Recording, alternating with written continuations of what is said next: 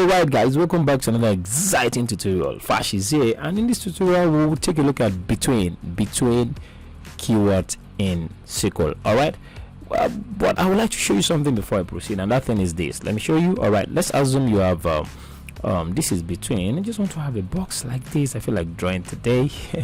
Let's have to have the box like this. I'm gonna explain what I mean, what I want to show you inside the box. So if you want to use between perform basically two things. Let's say this is between we're talking about. Let's create some memories. Okay, between. All right, let's say this is between.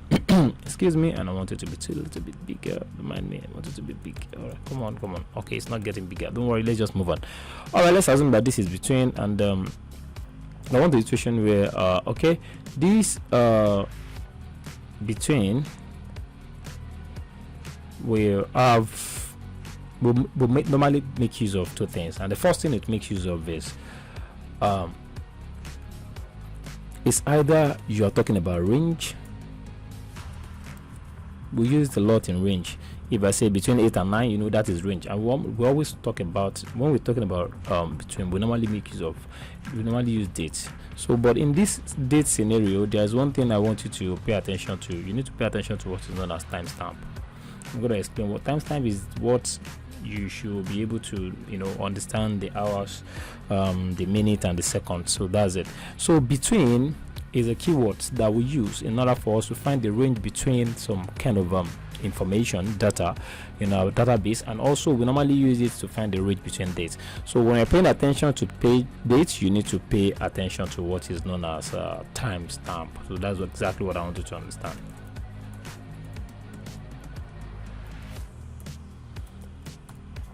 I'm still going to go in depth in timestamp, trying to explain when we get to some complex SQL syntax. But anyways, timestamp, when you're talking about date, you need to pay attention to this. Alright, so between, when you're using it, is a SQL keyword. When you're using it, you need to understand that you're talking about range. You're talking about, instead of talking about something that has to do with date. And if you're talking about date, you have to focus more on timestamp, and it has to do with that's telling us hours, minutes, and seconds. And alright, don't worry, we're going to dive into this and anything that has to do with whether it is year, month, and day. So you need to pay attention to this. Don't worry, we're going to talk about timestamp as we move on, but just understand between, when we're talking about it, we are finding the range. And if you are considering date or time, you need to consider month, year, and day, or hours, minutes, and what, seconds. All right, let's go back to our SQL Postgres, and I want to use table payment as a case study. So let's take, for instance, I want to find the amount between 8 and 9. You can see I have 7.1.9, 7.92. Well, I want to have the amount between what, 8 and 9. And okay, I can just say, hey buddy, I want to have the amount.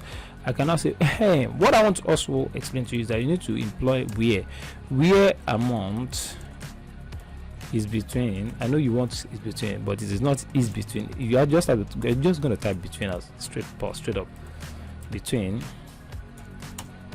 where amount between 8 and 9. So let's check it out whether this thing is going to run or not. Okay, let me run it. All right, good, it runs. So you can see anything you're going to see in this thing is going to be like, okay, between 8 and 9. Okay, between 8 and 9. You're not going to see anything aside that. All right, you can see this is 8 and 8.9 or something. Now the thing is, if you want to know the numbers of rows, don't forget, you just use your count. Sometimes we might not need the information. They might just tell us how many people record, how many people make payment between the range of 8 and 9. So you can just say count, and you're going to have it like this. Come on, and you're going to run it like that. You see, it gives you 439 people paid between 8 and 9. So okay, that is that. So that is range. So what if we want to talk about date? All right, I think I'll have to remove this and see whether I can manipulate some dates in there. I don't want count. Let me just say it should give me the entire table. I want to see if I can see dates in there.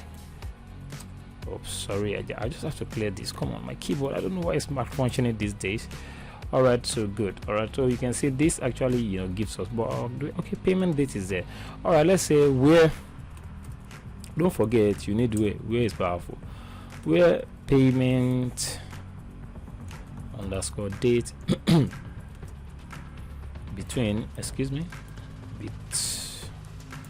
I mean, so because it is date, you have to put it in string. 2000, let's say 2007 on the second 01, and also I want you to fetch. You can see another what length. I say 2007, and I will say 02. So I wanted to find the range between 2000 and the first to the first and the 14. You can see I put 15 here. It's because 15 is the last day, so it's not going to count 15. It's going to end it up in what 14. So this last one, if you want to find the range, you need to ensure that you end it up in the value or the date that you are not going to count. All right, good. So that is that. So let's run it. If it works, and that means we're good to go.